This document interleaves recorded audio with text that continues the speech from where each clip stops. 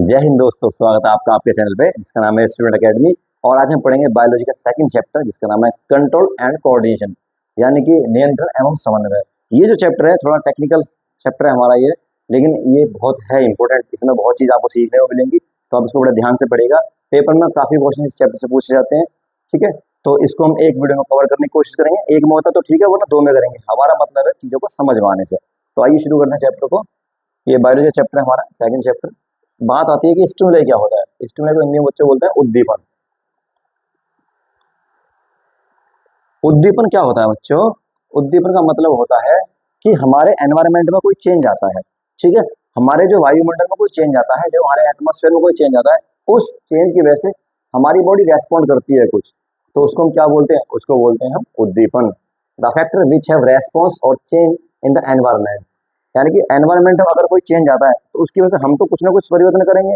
तो उस चेंज को, जो चेंज हुआ है, उस चेंज को क्या बोलेंगे? उसको बोलेंगे स्टिमुलाई, उद्दीपन।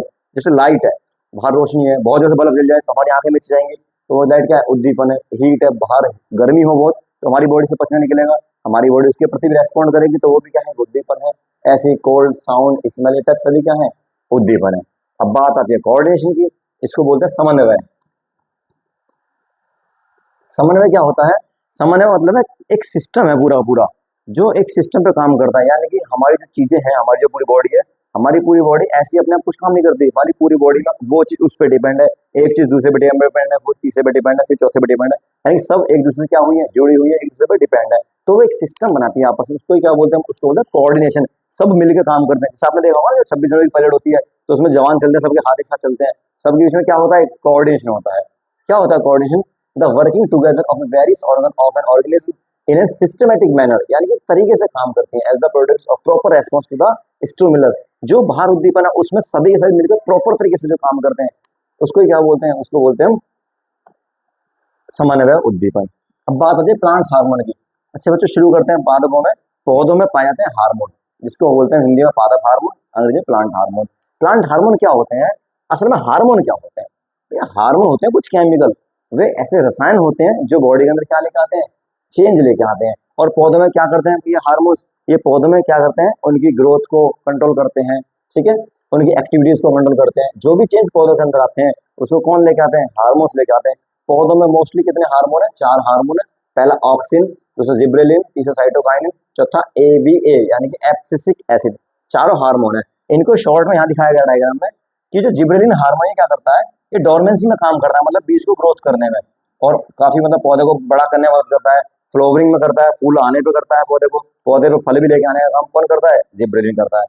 ऑक्सीजन क्या करता है? ऑक्सीजन सिर्फ मैच्योरिटी करता है किसकी? ग्रोथ की, और फूल दिखाता है और फल इसके ऊपर आने के लिए ये उत्तरदायी होता है। वहीं साइटोकाइन क्या होता है? ये भी इन तीनों का ही काम को करता है, जो फ्लोवरिंग के लिए और फुल डेवलपमेंट के लिए और ग्रोथ ऑफ मैच्योरिटी के लिए। वहीं इथाइलिन है, जो इथाइलिन है ये तो आर्टिफिशियल हमारे पास में हार्मोन है। C2H2 ये जो गैस है ये अलग से होती है, आर्टिफिशियल होती है, इसका आपको ध्यान देने की यहाँ पे जरूरत है नहीं है। एब्सिसिक एसिड क्या है? इसका मेन काम है सीड की डोरमेंसी के लिए, उसमें से अंकुरित कर फूट बाहर फोड़ना, और एक्सेशन यानी कि पत्तियों को झड़ करके नीचे गिर जाना। ये सब इनके काम है। इनको हम डिटेल में आगे चैप्टर में कवर करेंगे। हाँ जी, बात करते हैं ऑक्सीजन की। ऑक्सीजन हार्मोन को हिंदी में भी ऑक्सीजन कहते हैं, इंग्लिश में भी ऑक्सीजन कहते हैं, तो इसमें तो नाम लिखने की जरूरत है नहीं है।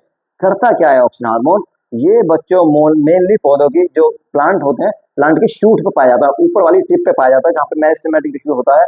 वहां पे क्या करता है? फ्रूट की ग्रोथ करता है। और ये शेल को क्या करता है? शेल को बड़ा करता है, सेल को एनलार्ज करता है, ठीक है।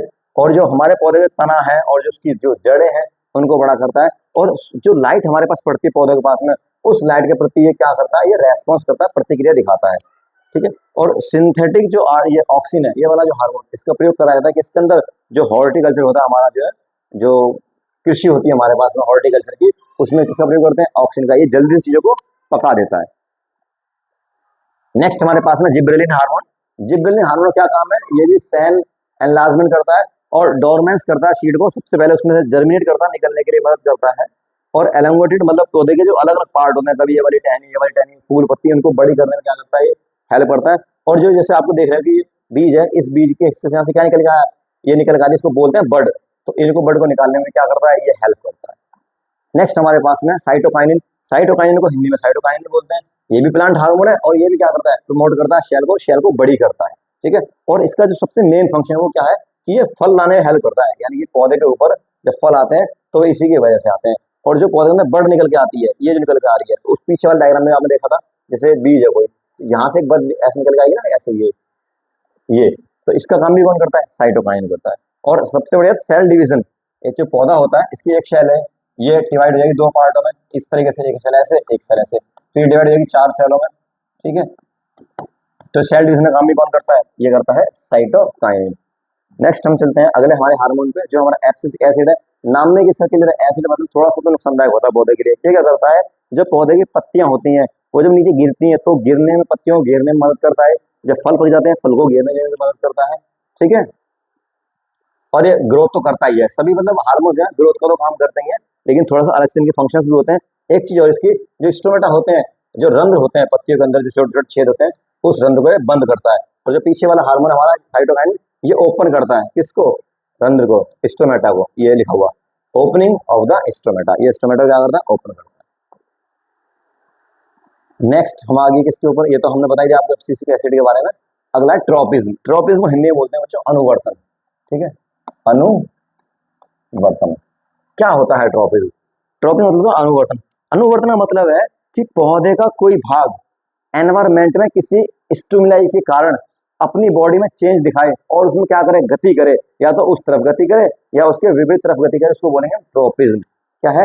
एक ग्रोथ या movement of a plant parts response to an external stimulus in which the direction of stimuli determines the direction of the stimuli, is called tropism. यानी कि मैंने बताया ना कि अगर एनवायरमेंट में कोई चेंज होता है, अगर वायुमंडल में कोई चेंज होता है, उस चेंज की वजह से इस पौधे में भी कोई चेंज आता है और ये पौधा गति करता है, या तो उसकी तरफ जाएगा या उसे दूर भागेगा। उसी बारी में क्या कहेंगे उसको? उसको बोलेंगे हम अनुवर्तन, ट्रोपिज्म कहेंगे उसको जो है, ठीक है। अब ट्रोपिज्म कई प्रकार का है, जिसमें पहला हमारा क्या है? फोटोट्रोपिज्म, जिसको बोलते हैं प्रकाशानुवर्तन।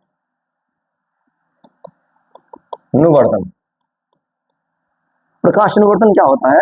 प्रकाशानुवर्तन का मतलब होता है कि पौधे का कोई भाग, एक भाग प्रकाश की तरफ गति करना शुरू कर दे। जैसे हमने गमले में पौधा लगाया और इधर से इस खिड़की में से रोशनी आती सूरज की, तो कुछ दिनों क्या होगा? उसकी जो टहनी है उधर चलना शुरू हो जाएगी, इसको क्या बोलते हैं? फोटोट्रोपिज्म बोलेंगे। आप डायग्राम देखो, ये जो बाल्टी में गमला लग रहा था ये सीधा उगना था, लेकिन इधर से सूरज निकलता है तो इसकी अपने आप दिशा किधर हो गई? सूरज की तरफ हो गई। तो यहाँ पे ये क्या इस समय पे स्टिमुलाई है, उसने इधर चलना शुरू कर दिया, तो ये ट्रोपिज्म कौन सा हो गया? ये हो गया फोटोट्रोपिज्म, इसको बोलते हैं प्रकाश अनुवर्तन। नेक्स्ट हमारे पास में फोटोट्रोपिज्म, वही वाली बात है जो बताइए। अब यहाँ पे देखो फूल है, इस फूल को सीधा होना चाहिए था, लेकिन यहाँ से लाइट पड़ रही है तो इसकी किधर दिशा हो गई? इसकी दिशा इधर हो गई, तो क्या हुआ हमारा? ये हमारा हुआ फोटोट्रोपिज्म। नेक्स्ट हमारे पास में जियोट्रोपिज्म। इसमें क्या होता है? जियोट्रोपिज्म हिंदी होता है गुरुत्वानुवर्तन, ठीक है, गुरुत्वानुवर्तन इसको हिंदी में कहते हैं जियोट्रोपिज्म।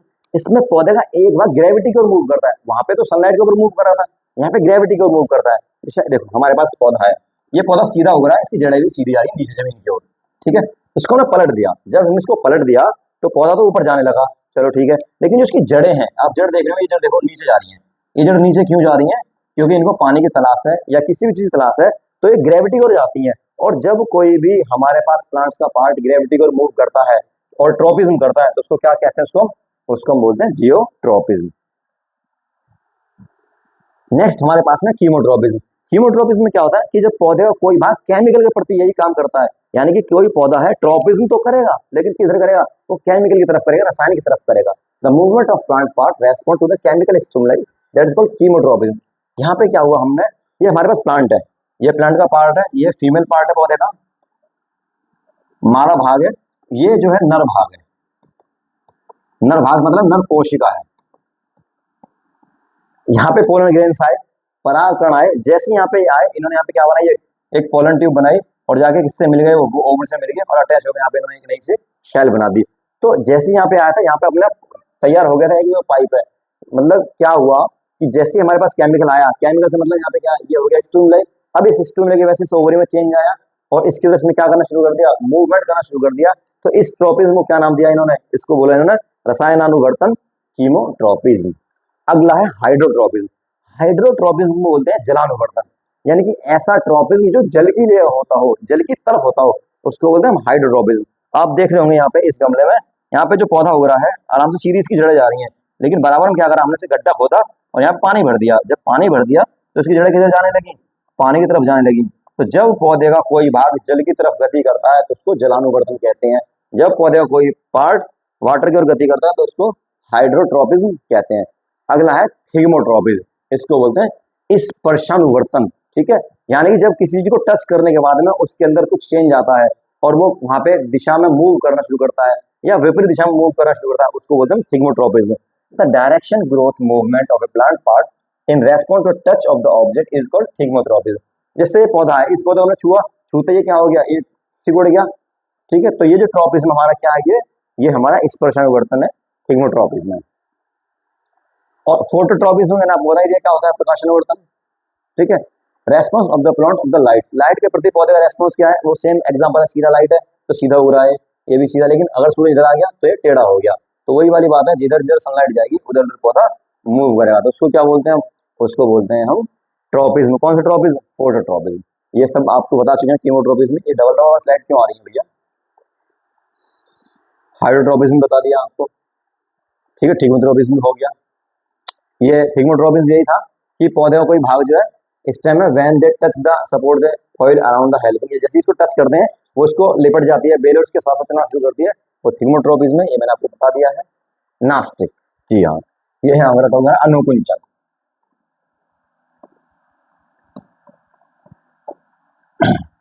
नास्टिक क्या होता है, अनुकुंचन। देखो अभी क्या था कि पौधे का कोई भाग किसी स्टिमुलाई के कारण रेस्पॉन्स कर रहा था, या तो उसकी तरफ जा रहा था वो या उससे दूर भाग रहा था, ऐसे ही तो कर रहा था, यानी कि उसमें गति हो रही थी, तो उसको बोलते हैं ट्रोपिज्म। लेकिन अगर पौधे का कोई भाग किसी स्टिमुलाई के कारण रेस्पॉन्स तो दर्शाए, उसमें कुछ चेंज तो आए, लेकिन उसमें कोई मूवमेंट ना हो, उसमें कोई गति ना हो, कहीं ना जाए ना आए, वहीं की वहीं करता रहे खड़ा खड़ा अपने आप ही, उसको क्या बोलते हैं, उसको बोलते हैं nastic. The movement of plant part in response to external stimuli in which the direction of the response not determined, मतलब दिशा नहीं होगी उसके अंदर, वो किधर जाएगा नहीं, वो वहीं की वहीं मूवमेंट करेगा, तो उसको क्या बोलेंगे, हम उसको बोलेंगे अनुकुंचन। ठीक है, अनुकुंचन बात करते हैं हम, सबसे पहले बात करते हैं इसके अंदर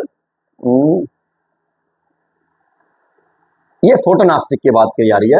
फोटोनास्टिक होता है प्रकाश अनुकुंचन, फोटोनास्टिक पहला पॉइंट है इसके अंदर, हेडिंग जो है हमारी फोटोनास्टिक, प्रकाशानु। क्या होता है प्रकाश अनुकुंचन, कि लाइट की वजह से पौधे का कोई भाग रेस्पॉन्स तो करेगा, किधर जाएगा नहीं, वो वहीं की वहीं रेस्पॉन्स करेगा, वहीं काम करेगा। जैसे पौधे का फूल है, ये यूं बंद रहता है, जब धूप पड़ती है तो ये खुल जाता है, जब शाम हो जाती है तो ये ढक जाता है, मतलब रेस्पॉन्स तो कर रहा है, लेकिन इसमें दिशा नहीं है कहीं भी। पहले वाले में क्या था कि जैसे यहाँ से धूप निकल रही थी तो पौधा इधर ग्रोथ कर रहा था, वो होता है ट्रोपिज्म, फोटोट्रोपिज्म। लेकिन जब धूप निकलती है और पौधा सिर्फ वहीं गति कर रहा है, तो उसको क्या बोलते हैं, उसको बोलते हैं फोटोनास्टिक। ठीक है, ये हमारा यहाँ पे इसका एग्जाम्पल हो गया। तो नास्टिक में क्या है, यहाँ पे बताया गया इन्होंने वही बात है मैंने आपको बताई है, जो फ्लावर है वो खुलते हैं और बंद होते हैं पेटल्स के, उसको क्या बोलते हैं, फोटोनास्टिक बोलते हैं। अगला है थिग्मोनास्टिक। थिग्मोनास्टिक होता है स्पर्शानुकुंचन, यानी कि पौधे जो हम टच करते हैं तो टच करने के बाद रेस्पॉन्स तो करेगा पर कहीं गति नहीं करेगा, वो वहीं करेगा, ऐसा खड़ा है यूं सिकुड़ जाएगा फिर फैल जाएगा। एक देखा आपने छुई मुई का पौधा, देखो जैसे इसने इसको टच करा, टच करने के बाद सारी पत्तियां कैसे हो गई, इसकी सिकुड़ गई। ठीक है, जब छोड़ देगा तो फैल जाएंगी, मतलब रेस्पॉन्स तो कर रही है लेकिन इसमें कोई दिशा नहीं है, ऐसा नहीं है कि छू दिया और ये इधर चला गया, नहीं, वहीं की वहीं रहता है, तो थिग्मोनास्टिक है। और अगर जो टच करने से इधर उधर हो जाता तो थिग्मोट्रोपिज्म होता वो। ठीक है, नेक्स्ट। अब नास्टिक मूवमेंट में और ट्रॉपिक मूवमेंट में फर्क देखो। जो ट्रॉपिक मूवमेंट होते हैं ये यूनिडायरेक्शनल होते हैं, ये जाते हैं किसी ना किसी दिशा में, और ये नास्टिक मूवमेंट होते हैं इनमें कोई दिशा ही नहीं होती, ये दिशाहीन होते हैं, वहीं के वहीं रेस्पॉन्स करते हैं। और ये स्लो होते हैं, ट्रॉपिज्म दिखते हैं बहुत दिनों में, और ये इमीडिएट होते हैं, तुरंत ही तुरंत दिख जाते हैं। ठीक है, ये ग्रोथ डिपेंडेंट मूवमेंट से डिपेंड करते हैं, ये डिपेंड नहीं करते। नेक्स्ट थिग्मोनास्टिक मैं आपको बता चुका हूँ, ये स्लाइड में से रिपीट हो रही है बार बार, ये भी हो गया आपका। फोटोनास्टिक में सबसे पहले बताया था function of hormones, judgement of seed, ये जानते हैं आप, फंक्शन ऑफ हार्मोन।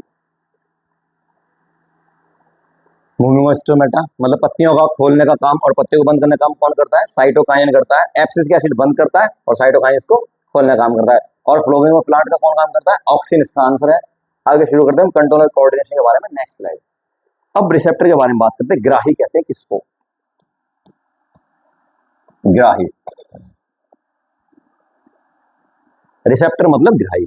ये कुछ कोशिकाएं होती है हमारे शरीर में, कुछ ऐसी कोशिकाएं होती हैं जो रिसीव करती हैं सिग्नल्स को। हमारी बॉडी में 5 तरह के क्या है, सेंस ऑर्गन है, आंख, नाक, कान, जीभ और त्वचा। ये 5 तरह की सेंस ऑर्गन है जो चीजों को क्या करती है, रिसीव करती है और उसके प्रति हमारी बॉडी कुछ रेस्पॉन्स दिखाती है, तो उनको क्या बोलते हैं, उनको बोलते हैं हम रिसेप्टर। ठीक है, एग्जाम्पल में नाक और कान हमारे पास में है। ठीक है, a effector is a part of the body which can respond to stimulus according to the instruction send from the various system spinal cord and brain, example glands and muscles.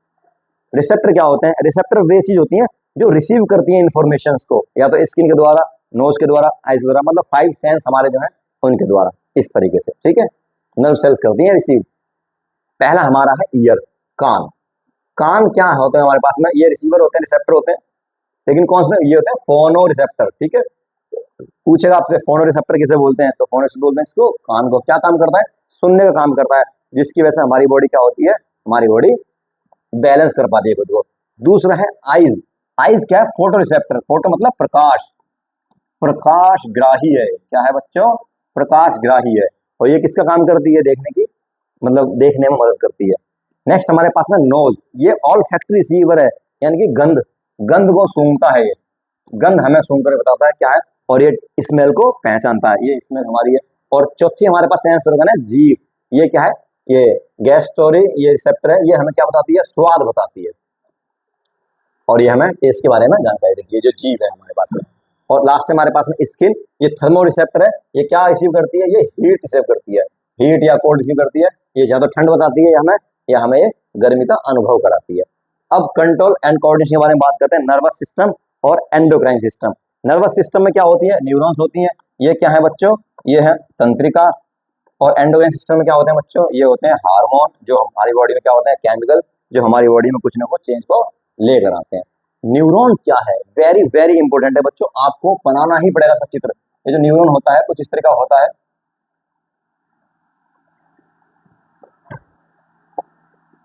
इस तरीके का न्यूरॉन होता है, इसको आप बनाकर देख लेंगे चित्र, आपके एनसीईआरटी बुक में चित्र है ये।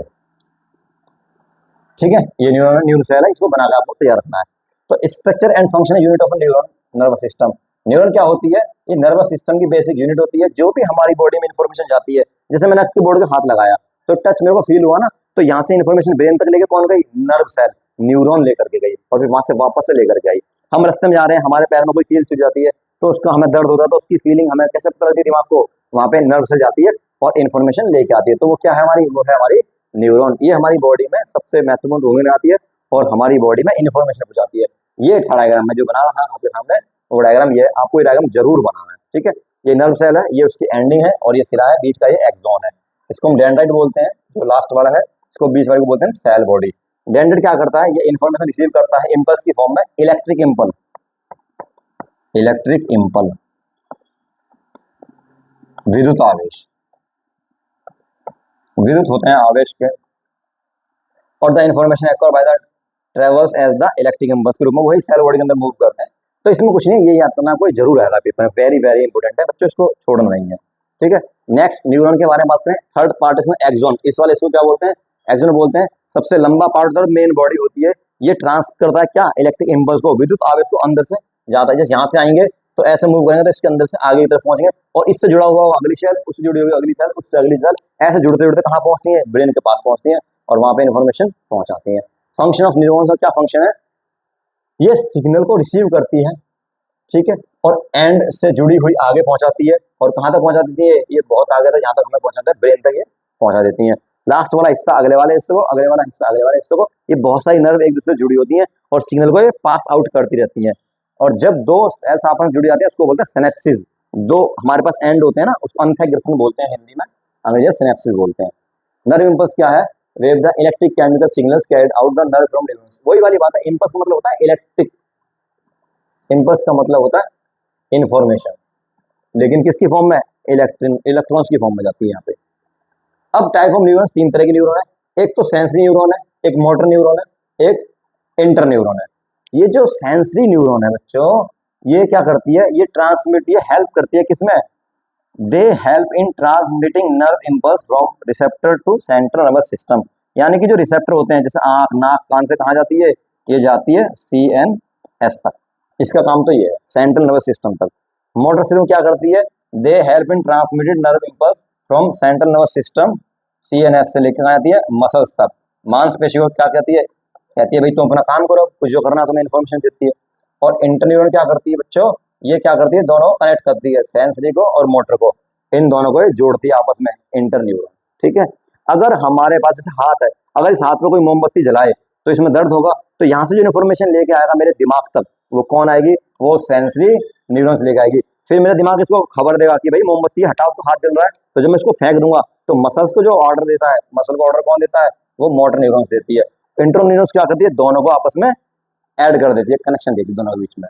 न्यूरल मस्कुलर जंक्शन क्या होता है, उसको बोलते हैं सिनेप्सिस। मैंने बताया था आपको कि जब दो नर्व होती हैं, जैसे एक नर्व थी ना, ये नर्व सेल है, ये हमारी, ये इसकी एंडिंग है यहाँ पे, फिर ऐसे यहाँ पे, फिर दूसरे वाले का सिरा हो ऐसे, वो इससे जुड़ा हुआ हो, और फिर लास्ट में इसका एंड हो। तो ये जो हिस्सा है, इसको जब जूम करके यहाँ पे देखते हैं तो इसे क्या बोलते हैं, सिनेप्सिस। ये है, यहाँ पे क्या होता है, ये इलेक्ट्रिक इम्पल्स वो एक दूसरे में सेंड कर दिए जाते हैं, उस जंक्शन का नाम क्या है, उसका जंक्शन का नाम है सिनेप्सिस। नेक्स्ट चलते हैं अपना अगला, वॉलंटरी एक्शन, इनवॉलंटरी एक्शन और रिलैक्स एक्शन। देखो वॉलंटरी एक्शन क्या होते हैं, ये होते हैं इच्छ क्रियाएं। ये ऐसे एक्शन होते हैं जो हमारी इच्छाओं से होते हैं, जिसको हम अपना कंट्रोल कर सकते हैं, जैसे चलना हो गया, लिखना हो गया, डांसिंग हो गया, जंप करना हो गया।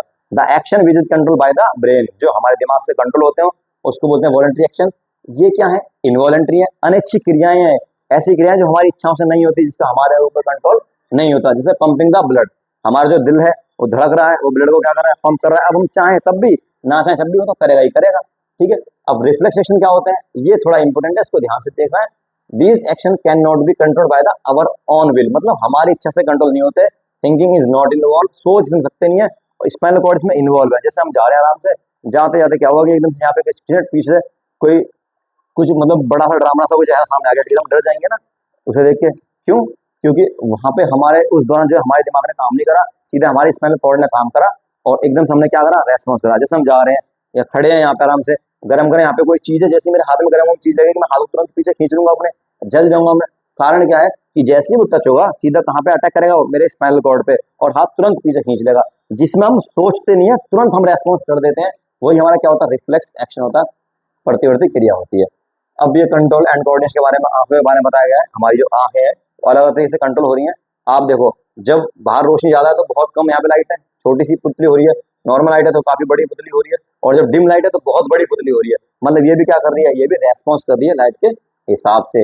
अब ह्यूमन नर्व सिस्टम दो तरह का होता है, एक CNS है, केंद्रीय सिस्टम, एक PNS है, परिधीय नर्वस सिस्टम। अब जो CNS में उसके दो पार्ट है, एक ब्रेन और स्पाइनल कॉर्ड। PNS के बारे में भी देखते हैं, ब्रेन के बारे में पढ़ते हैं, क्या होता है ब्रेन। तो जो ब्रेन है हमारा हमारा जो ब्रेन है, बड़ा काम का है, CPU मान लो इसको बॉडी का। ब्रेन खराब, सब कुछ खराब। तो जो हमारा ब्रेन है, ब्रेन कहाँ रखा होता है बच्चों, ये रखा होता है खोपड़ी में, स्कल में, कवर होता है बहुत टाइटली। और ये highest coordination centre in the body. Brain से बढ़िया कुछ कंट्रोल नहीं कर सकता हमारी बॉडी को। Brain is surrounded by 3 membrane called meanings. 3 परतों से हमारा ब्रेन क्या होता है, ढका हुआ होता है।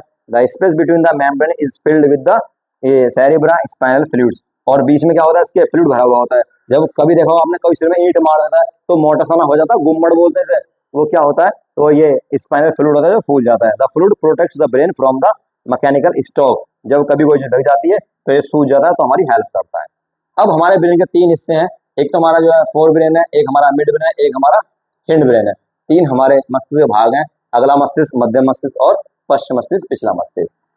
फोर ब्रेन का काम क्या है, जो हमारा अग्र मस्तिष्क, ये अगले वाला मस्तिष्क सामने वाला, इसके क्या काम है, इसके काम क्या है।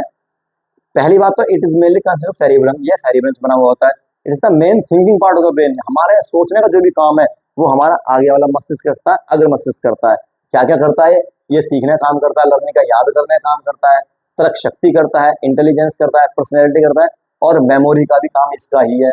It is control thoughts, sensation, action and movement. हमारे जो विचार हैं वो यही कंट्रोल करता है। हम जब चल पाते हैं तो वो भी इसी को कंट्रोल करता है। और सेंस ऑर्गन लाइक आंख, नाक, कान से जितनी भी खबरें आती हैं वो सबको कौन रिसीव करता है, सेरिब्रम रिसीव करता है। It also has motor area from which instruction are send to muscles to voluntary action.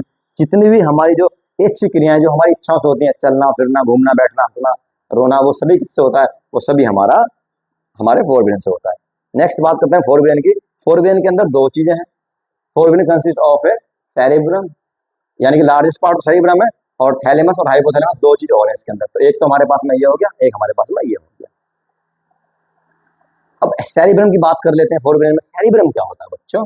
Cerebrum क्या है?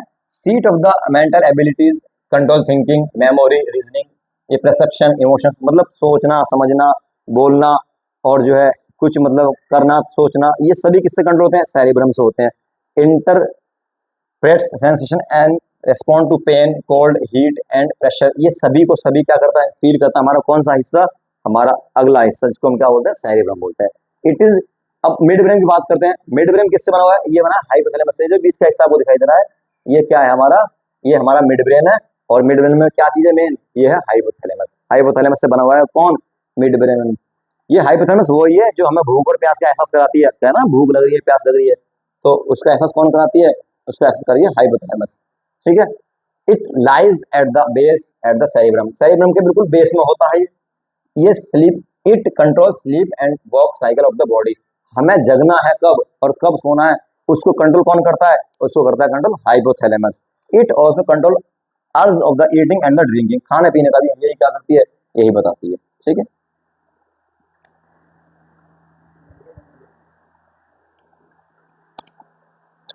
नेक्स्ट हमारा है हिंड ब्रेन। अब जो पश्च मस्तिष्क है उसके बच्चों तीन भाग हैं। उसके तीन भाग कौन है? सेरिबेलम, मेडुला, पॉन्स, नाम इनके यही है। सेरिबेलम को बोलते हैं अनुमस्तिष्क, बस, बाकी दोनों का नाम सेम ही है। अब अनुमस्तिष्क क्या करता है? ये रहा सेरिबेलम, क्या करता है? ये एक तो नीचे होता है पीछे मस्तिष्क में, और ये मोटर फंक्शंस करता है, जो फंक्शन हमारी मसल्स को दिए जाते हैं।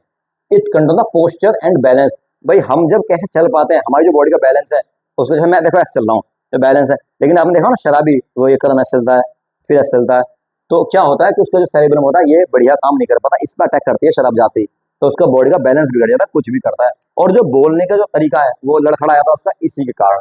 और जितने भी वॉलेंटरी एक्शन होते हैं, जो इच्छाएं हमारी होती है, उन सबको कंट्रोल कौन करता है? सेरेब्रम करता है। अगला मेडुला, वेरी इंपॉर्टेंट फंक्शन है इसका मेडुला का, ये करता है इनवॉलेंटरी एक्शन, ऐसे एक्शन जो हमारे कंट्रोल में है ही नहीं, ऐसी इच्छाएं, ऐसी क्रियाएं जिसको हम कंट्रोल नहीं कर सकते, इसको कौन करता है? मेडुला करता है। जैसे सुनना, आप कहोगे भैया सुनना कान बंद कर लेंगे ऐसे, अरे नहीं, कान क्यों, कान पे हाथ मत लगाओ और सुनना बंद करके दिखाओ, नहीं कर सकते ना। तो सुनना, सूंघना, और हमारा जो हार्ट है उसका धड़कना, और रेस्पिरेशन करना, श्वसन लेना, उल्टी करना, वोमिटिंग करना, ये सभी किसके फंक्शंस होते हैं? ये सभी मेडुला के द्वारा ऑपरेट होते हैं, यानी कि मेडुला की वजह से ये चीजें हो पाती हैं, और ये सारे इनवॉलेंटरी एक्शंस होते हैं। अगली बात है पॉन्स की, वेरी वेरी इंपॉर्टेंट बात है पॉन्स की। पॉन्स का फंक्शन जरूर आपसे पूछा था पेपर में, क्या करता है? तो जो हमारी बॉडी में हम रेस्पिरेशन करते हैं, श्वसन करते हैं, अपने फूड से क्या निकालते हैं? एनर्जी, वो किससे होता है? पॉन से होता है। और इनवॉलेंटरी एक्शंस भी किससे होते हैं? पॉन से होते हैं। अब बात आती है स्पाइनल कॉर्ड की। स्पाइनल कॉर्ड को बोलते हैं मेरु रज्जु, मेरु रज्जु बोलते हैं स्पाइनल कॉर्ड को। डंडी सी होती है ये तो हमारा ब्रेन है, इससे जुड़ा हुआ है ये डंडी जो है ना, ये स्पाइनल कॉर्ड है। मेरु रज्जु जो है सबसे मेन काम है, ये इनवॉलेंटरी एक्शन करने में काम करती है। ये एक सिलेंड्रिकल स्ट्रक्चर होता है, ये लगातार जो ब्रेन से जुड़ा हुआ होता है, लास्ट तक एलांगोटेड होती है, एक लंबी सी रॉड की तरह होती है। इस ये लिखा हुआ है एलांगोटेड कॉल्ड द वर्टिब्रल कॉलम, इसमें जगह जगह क्या होते हैं? ये बहुत सारे जॉइंट होते हैं इस तरीके से। ठीक है, हाँ, 31 पेयर इसके अंदर होते हैं। हालांकि 31 पेयर होते हैं, इसकी तो खैर कोई जरूरत तो यहाँ पे है नहीं है, बस इतना बहुत जरूरी है कि जो है ना रिफ्लेक्शंस करती है स्पाइनल कॉर्ड को, और जो हमारे जो इंपल्स होते हैं, रिडक्टिव इंपल्स होते हैं, वो तुरंत ब्रेन तक पहुंचते हैं। देखो वैसे तो हमारा ब्रेन काम करता है, लेकिन कभी कभी जब ब्रेन काम नहीं करता तब स्पाइनल कॉर्ड काम करती है। जैसे मैंने बताया ना अभी आपको कि जैसे हम आराम से जा रहे हैं और एकदम से मेरा हाथ लगा किसी गरम गरम भगोने से, तो एकदम से हाथ में पीछे खींच लूंगा तुरंत झटके से, उसमें दिमाग काम नहीं करता, दिमाग को तो चीजें पहुंच ही नहीं पाती। ये जो स्पाइनल कॉर्ड है ये तुरंत काम को सुनती है और तुरंत काम को कर देती है, तो ये जब काम करती है। अगला, how are nerve organs protected, तो जो नर्व ऑर्गन है इसको हम कैसे बचा सकते हैं, तो ये इसके बारे में लिखा हुआ है, आप इसको पढ़ लेना कि कैसे बचा सकते हैं। ठीक है, क्वेश्चन है, इसका आंसर है, इंपॉर्टेंट है। ब्रेन को कैसे कर सकते हैं, तो हमारे दिमाग में खोपड़ी में रखा हुआ है, एक ऊपर खोपड़ी है, बड़ी हार्ड कवरिंग है, उसके अंदर दिमाग रखा हुआ है, ऐसे हम इसको बचा सकते हैं। फिर उसके नीचे भी एक परत है जिसको हम क्या बोलते हैं? मिनिक्स बोलते हैं। फिर उसके नीचे भी एक लिक्विड भरा हुआ है, ठीक है, जो मैंने बोला था कि सूज जाता तो गुम्बड़ बन जाता सिर में, वो फ्लूइड हमारे पास सीएफसी फ्लूइड। इस तरीके से हमारे इसको नर्व ऑर्गन को प्रोटेक्ट किया जाता है। अब स्पाइनल कॉर्ड को कैसे प्रोटेक्ट करते हैं? स्पाइनल कॉर्ड को प्रोटेक्ट करते हैं ब्रेन और spinal cord also wrapped in a spinal meanings, यानी कि इसके ऊपर एक पतली सी परत होती है जो मीनिंग्स नाम का आवरण होता है, और उसके ठीक नीचे एक जो क्या होती है, एक द्रव होता है, लिक्विड होता है, जो बाहर से लगने वाली चोटों से उसे बचा देता है। अगला, how does the process of reflex action take place in human body. Reflex action हमारी बॉडी में होता कैसे है? तो मैंने बताया था स्टार्टिंग में कि जैसे हमारी बॉडी में स्टिमुलाई है, वो आया कहाँ पे, सेंस ऑर्गन में, तो वहां पे किसके पास मिली, मोटर्स, ये सेंसरी ऑर्गन के पास मिली, इसने कहाँ पे भेज दी खबर, इसने भेज दी ब्रेन के पास में, और ब्रेन ने किसको भेज दी, मोटर को, और मोटर ने किसको भेज दी, मसल को। तो उस तरीके से क्या करते हैं, ये बॉडी को कंट्रोल करते हैं। और उसके बाद में relay neurons is the spinal cord passes signal between the neurons. देखो जो स्पाइनल कॉर्ड है, ये स्पाइनल कॉर्ड जब काम करती है जब ब्रेन काम ना करे, ब्रेन और स्पाइनल कॉर्ड दोनों काम बहुत कम करती हैं, लेकिन जब रिफ्लेक्स एक्शन की स्थिति है, इस एक्शन की स्थिति में स्पाइनल कॉर्ड ही काम करती है, ब्रेन काम उस समय पे नहीं करता। पेरिफेरल नर्वस सिस्टम क्या होता है, इसे बोलते हैं परिधीय तंत्र। रिफ्लेक्स एक्शन क्या होते हैं, ये ऐसे एक्शन होते हैं जो सडनली हो जाते हैं, बिल्कुल एकदम तुरंत, पता ही नहीं चलता, तुरंत हो गए। जैसे नी जर्क, घुटने का मुड़ जाना, withdraw of hand on touch and object. अब हम जैसे जा रहे हैं, बार बार मैं ये आपको उदाहरण दे रहा हूँ, हम जा रहे हैं, हमारा हाथ किस चीज से लग गया, तुरंत हाथ को खींच लेंगे, एकदम ऐसे झटन गिर गया, पैर जो मुड़ गया हमारा, तो ये सारे कंट्रोल किससे हो रहे हैं हमारे, ये हमारे हो रहे हैं रिफ्लेक्स एक्शन। ऐसे एक्शन जिसमें हमें सोचने का समय ना मिले, वो तुरंत हो जाए, उसको क्या बोलते हैं, रिफ्लेक्स एक्शन बोलते हैं। अब जो पेरिफेरल नर्वस सिस्टम है, इसमें 3 तरह की नर्व होती है, एक स्पाइनल नर्व होती है, एक क्रेनियल नर्व होती है, एक वेसिरल नर्व होती है। ये इसको छोड़ दो, ये आपके सिलेबस का नहीं है, ये आपके सिलेबस से बाहर है। रिफ्लेक्स आर्क ये इंपॉर्टेंट है, इसको समझना है। क्या होता है, the pathway through the which nerve impulse pass during the reflex action. जैसे क्या होता है कि हम ऐसे खड़े हुए हैं, मैंने यहाँ पे हाथ लगाया और एकदम से मुझे करंट लगा, मैंने ऐसे हाथ जोर झटके से खींच लिया, तो ये जो मेरा तरीका है ऐसे हाथ खींचने का, ये जो तरीका है, ये जो रास्ता है, मैंने खींचा अपना हाथ, तो ये रास्ता है, जो पाथ है, इस ही पाथ को क्या बोलते हैं हम, रिफ्लेक्स आर्क बोलते हैं। यानी कि जिस रास्ते से हमारे इलेक्ट्रिक इंपल्स मूव करते हैं, उस पाथ को ही क्या बोलते हैं हम, रिफ्लेक्स आर्क बोलते हैं। ठीक है, it is the final reaction after the reflex action. Action के बाद में जो हम रास्ता ट्रेवल करते हैं उसको क्या बोलते हैं, रिफ्लेक्स आर्क बोलते हैं। What is the role of the brain in reflex action. अच्छा, दिमाग का क्या रोल है इसके अंदर, ये भी तो बताया मैंने, दिमाग का तो रोल ही नहीं है, दिमाग उसके अंदर डायरेक्टली इन्वॉल्वमेंट उसका नहीं होता, there is no direction involvement of the brain. तो फिर किसका होता है जब दिमाग नहीं करता, तो बताया तो स्पाइनल कॉर्ड करती है उसका जो है कंट्रोल, ये स्पाइनल कॉर्ड करती है कंट्रोल रिफ्लेक्स एक्शनों को, ब्रेन नहीं करता। अब 3 टाइप ऑफ रिसेप्टर, ये रेस्पॉन्स 3 तरह के होते हैं, एक वॉलेंट्री है, ये होती है ऐच्छिक क्रियाएं control by the forebrain, example बोलना, चलना, लिखना, ये तो हो चुका है बच्चों आपका। इनवॉलेंट्री बता चुका हूं मैं, ऐसी जो एक्शन जो उसको हम कंट्रोल ना कर पाए, जैसे हार्ट बीट का धड़कना, उल्टियों का आना, रेस्पिरेशन, श्वसन का करना, अनैच्छिक क्रियाएं। रिफ्लेक्स एक्शन भी वही होते हैं जिसको हम कंट्रोल नहीं कर पाते। ठीक है, जैसे गरम गरम हाथ को हमने टच करा तो हाथ पीछे खींच लिया, हॉट ऑब्जेक्ट्स के द्वारा, ये हो गया। अगला ग्लैंड्स, ग्रंथि इसको बोलते हैं, इंपोर्टेंट टॉपिक है, यहाँ से जरूर प्रश्न बनेगा, इसको आपको पढ़ना है बहुत अच्छे से। ग्रंथि क्या होती है, तो ये ग्रंथियां क्या होती हैं, a glands is a structure which secretes a specific substance. ग्रंथियां जो एक बनावट होती है, एक विशिष्ट प्रकार की बनावट होती है जो कुछ केमिकल्स बाहर निकालती है, उसको क्या बोलते हैं, उसको हम हार्मोन्स बोलते हैं। ठीक है, और ग्लैंड 2 तरह की हैं, एक तो एक्सोक्राइन ग्लैंड है, एक एंडोक्राइन ग्लैंड है। ठीक है जी, 2 तरह की ग्रंथियां होती हैं, एक एक्सोक्राइन, एक एंडोक्राइन। जो एंडोक्राइन ग्लैंड होती है, एंडोक्राइन जो होती है वो बाहर निकालती हैं हार्मोन्स को, और एक्सोक्राइन होती है वो अंदर निकालती है हार्मोन। नाम इसका उल्टा है, नाम पे मत जाना कि भैया नाम तो एक्सो है तो बाहर होना चाहिए, नहीं, नाम एक्सो है लेकिन फिर भी अंदर होती है, उधर नाम एंडो है लेकिन फिर भी कहाँ होती है, वो ब्लड वेसल्स के बाहर होती है, कैपिलरीज के। Very good. अब बात आता है एंडोक्राइन ग्लैंड की, एक्सोक्राइन की। ठीक है, एक्सोक्राइन में क्या होता है, ये प्रोडक्ट्स इनटू द डक्ट, यानी कि ये ट्यूब के अंदर चलती है। मैंने बोला ना, नाम तो एक्सो है लेकिन कर कहाँ रही है, अंदर कर रही है, ट्यूब के अंदर कर रही है। किस ट्यूब के अंदर, जो ब्लड की जो ट्यूब होती है उसके अंदर। For example salivary gland secrets saliva into duct called salivary duct. Salivary duct जो हमारे मुंह के अंदर होती है उसके अंदर करती है, तब भी इसका नाम क्या है, तब भी इसका एक्सो नाम है। ये बड़ा कंफ्यूज करता है बच्चों को पेपर में।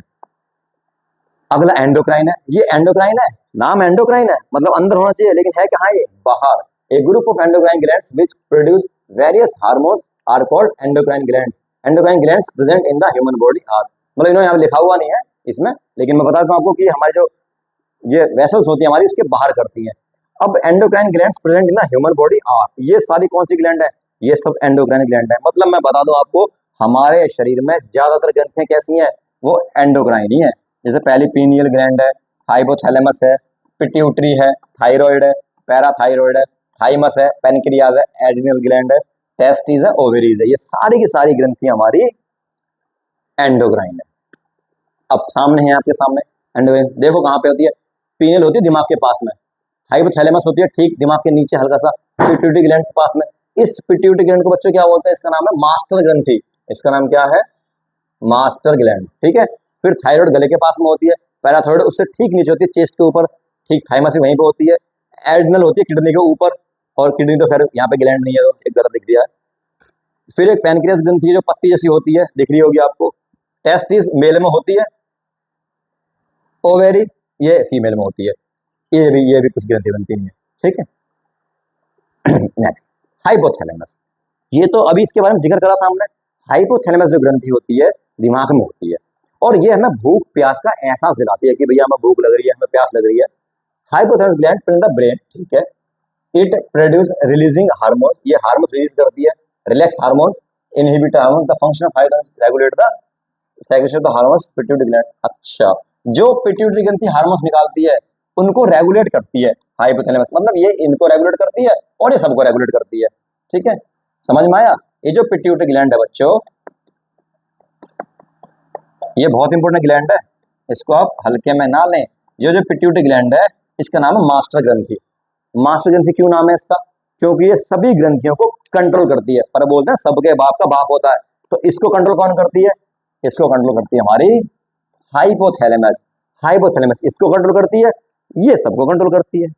नेक्स्ट पिट्यूटरी की बात कर लेते हैं।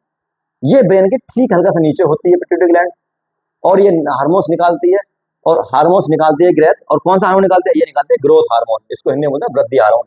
आपने देखा होगा मोहल्ले पड़ोस में कुछ बच्चों की हाइट बढ़ नहीं पाती, तो जिनकी हाइट नहीं बढ़ती उनमें ये वाला हार्मोन कम निकलता है, और जिनकी हाइट ज्यादा बढ़ जाती है उनमें ये वाला हार्मोन ज्यादा। हाँ, लंबाई का फैक्टर है, लंबा होना है तो ये वाला हार्मोन निकलना चाहिए। बस वही, फिर तो वही वाली बात है। For example growth hormone control by the development bond muscles, बस ठीक है, मसल्स और डेवलप करती है। ये आप देख पा रहे हैं क्षेत्र के अंदर, ये ब्रेन और यहाँ पे है, लाइट से चमक रही है। हाँ, पिट्यूटरी ग्लैंड्स है। यही बोला कि कोई आदमी बौना है, कोई आदमी लंबा है, कोई शॉर्ट है, तो किसकी वजह से है, इसकी डेफिशिएंसी की वजह से, ठीक है। कोई लंबा है, देखो ना ये कितना छोटा है, तो इसके अंदर हार्मोन्स कौन सा कम है बताओ, पीयूष हार्मोन कम है इसके अंदर। ये लंबा है तो इसमें कौन सा ज्यादा है, पिट्यूटरी हार्मोन। सिंपल सी बात है, पीयूष को पिट्यूटरी को एक ही बात है।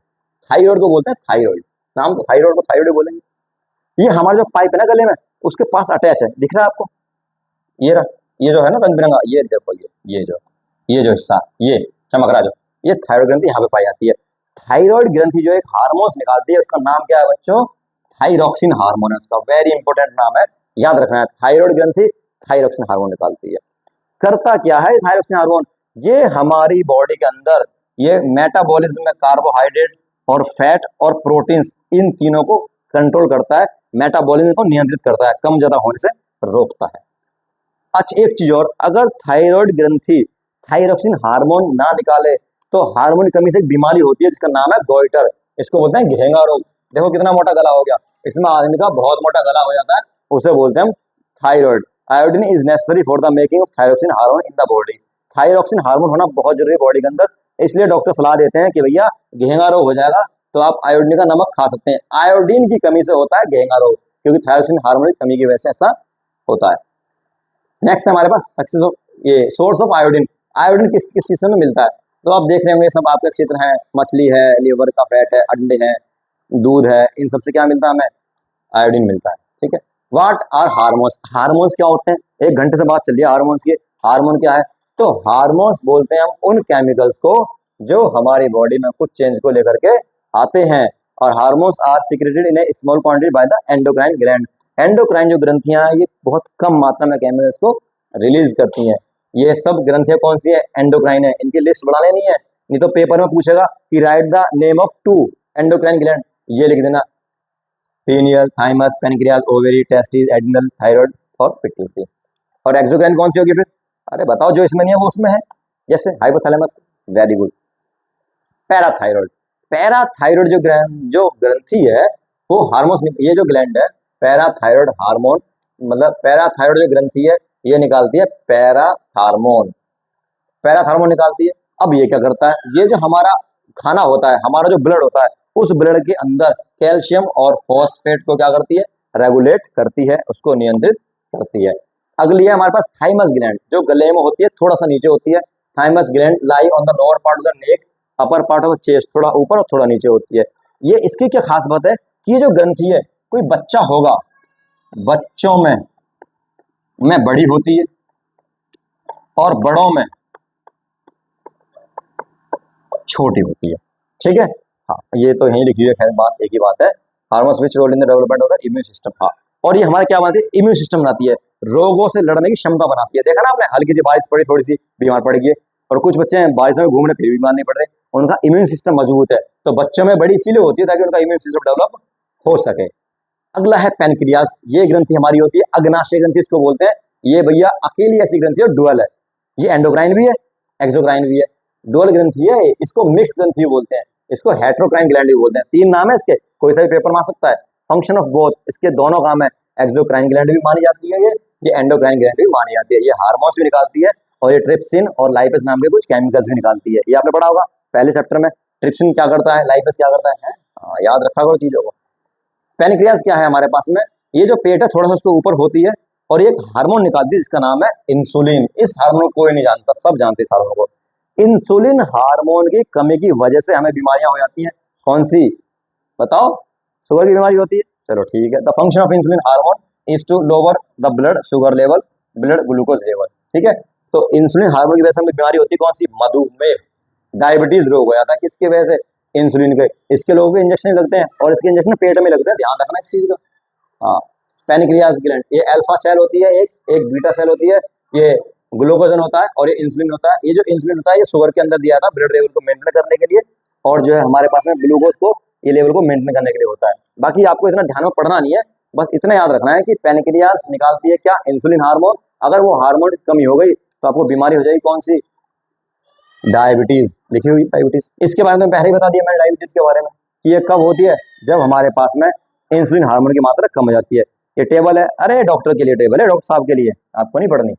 ठीक है, अब एड्रिनल ग्रंथि होती है, अधिवृक्क ग्रंथि, एड्रिनल ग्लैंड, ये दो होती हैं, दोनों किडनी के ऊपर होती है, किडनी के ठीक, ये दो, ये किडनी है, ये किडनी है, दोनों किडनी के ऊपर रखा है ना ये हीरा सा, वही है।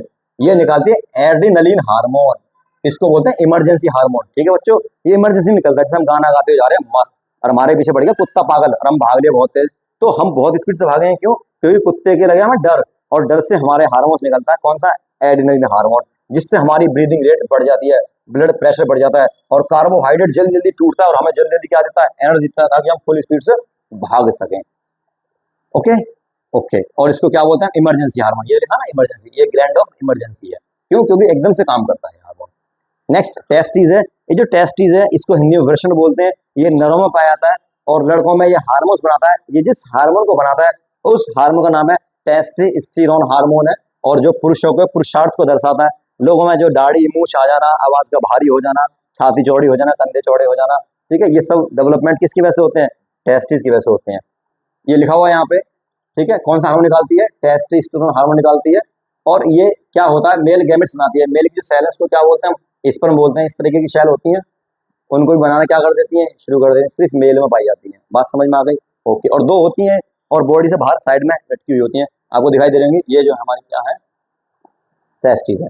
अगला टेस्टिस के बारे में बात करी जाए, the function of testosterone develop, sex hormone को कंट्रोल करती है। दीज चेंज, बोला ना बच्चों के अंदर एक उम्र आती है जिसको हम किशोरावस्था बोलते हैं, 13 से 14 साल की उम्र में लड़कों में जो परिवर्तन होते हैं उस परिवर्तन को क्या कहते हैं, ये कहते हैं। अब क्या क्या परिवर्तन है भैया इसके अंदर, ब्रेन है, दिमाग में कुछ परिवर्तन आते हैं, उल्टी सुल्टी फीलिंग आती है, फेस हेयर आया ना, चेहरे पे मुझ दाढ़ी मुझ आती है, नेक एडम एप्पल आदमी, अरे छोड़ो यार, ठीक है, वो ये नॉर्मल चीज आप सब जानते हैं। अगला है ओवरीज, इसको बोलते हैं अंडाशय, महिला में होती है ओवरी, दो ओवरी होती है, एक लेफ्ट में एक राइट में, ये है ओवरी इधर और इधर। ये ओवरी क्या करती है, ये हार्मोन्स निकालती है, ये दो हार्मोन्स निकालती है, एक का नाम है एस्ट्रोजन और एक का नाम है प्रोजेस्टेरोन, दो हार्मोन्स निकालती है ये ग्रंथियां, है क्या यहाँ पे, हाँ, एक एस्ट्रोजन है एक प्रोजेस्टेरोन है। और ये महिलाओं में जो चेंज आते हैं, लड़कियों में जो भी परिवर्तन आएंगे वो ये हार्मोन्स दिखाएगा। जैसे एग्जाम्पल के लड़कियों के क्या चेंज होते हैं, जैसे उनके जो मतलब स्तन विकसित हो जाते हैं और जो थाई होती है वहां पे एक्स्ट्रा फैट डिपॉजिट हो जाता है। आवाज का पतली हो जाना आता है, स्किन जो है स्मूथ हो जाती है, चिकनी हो जाती है। ये सब किसके अंदर आते हैं? महिला के अंदर चेंज आते हैं। ये भी कब आते हैं? जब वो एडोलेसेंस में होते हैं, किशोरावस्था में होते हैं, उस दौरान की बात करते हैं। नेक्स्ट चलते हैं ओवरीज के बारे में। ओवरीज मैंने बता तो दिया, ये प्रोजेस्टेरोन हार्मोन होते हैं हमारे पास में, ठीक है।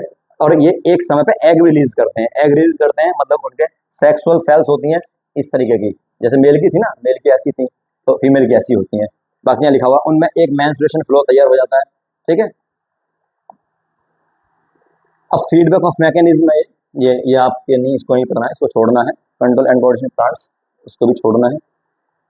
मूवमेंट ऑफ हार्मोन्स, हाँ ये तो आप कर चुके हैं। इसको मैंने बताया था आपको कि मतलब जब पौधे को हम टच करते हैं तो वो रेस्पॉन्स करता है, तो उसको बोलते हैं फोटोनास्टिक, प्रकाश नुकुंचन। ये बार बार स्लाइड के लिए गुड हो रही है भाई। Response in plants, some plants when the plants hormones, नहीं ये दोबारा से रिपीट हो गया बच्चों, खत्म हो गया आपका। धन्यवाद, आपकी वीडियो कंप्लीट होती है। अगर आपको इसमें कुछ डाउट बचता है तो आप उसको कमेंट में हमसे पूछ सकते हैं, हम आपको पक्का जरूर बताएंगे। अगर आपको हमारी वीडियो पसंद आती है तो आप जो है हमें सपोर्ट करें, हमारा साथ दें, हमारे चैनल को लाइक करें, सब्सक्राइब करें, शेयर करें। जय हिंद, जय भारत।